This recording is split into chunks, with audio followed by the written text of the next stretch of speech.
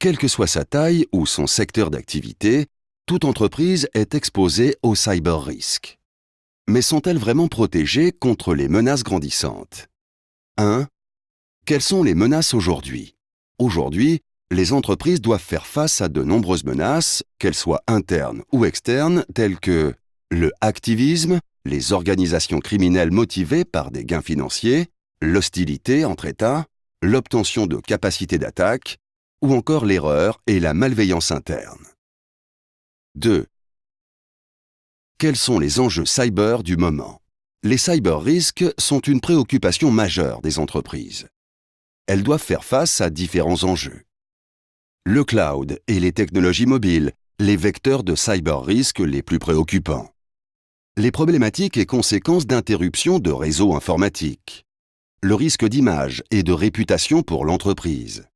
La protection de tout type de données, y compris les données bancaires, médicales, privilégiées par les attaques malveillantes. Les fuites, les pertes de données et interruptions des systèmes d'information peuvent entraîner des sanctions réglementaires, entacher gravement l'image de l'entreprise et mettre en cause sa pérennité. Pensez à une couverture d'assurance adaptée. 3. Que couvre l'assurance cyber? L'assurance cyber permet à l'entreprise de bénéficier de services de prévention pour éviter une cyberattaque ou pour pouvoir organiser les mesures d'urgence grâce à des services dédiés.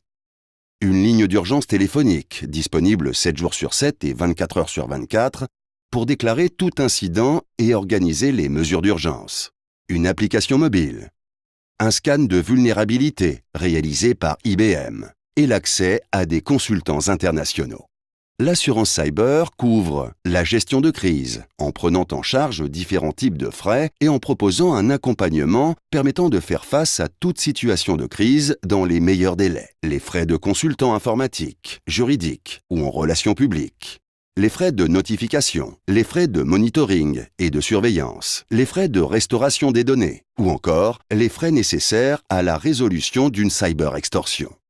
La responsabilité civile, en prenant en charge les réclamations de tiers consécutives à une cyberattaque, à une divulgation des données, même si l'entreprise a sous-traité l'hébergement et le traitement de ces données. Les pertes d'exploitation subies en cas d'interruption de réseau suite à un incident de sécurité ou un acte de malveillance ou de négligence ou à un dommage matériel.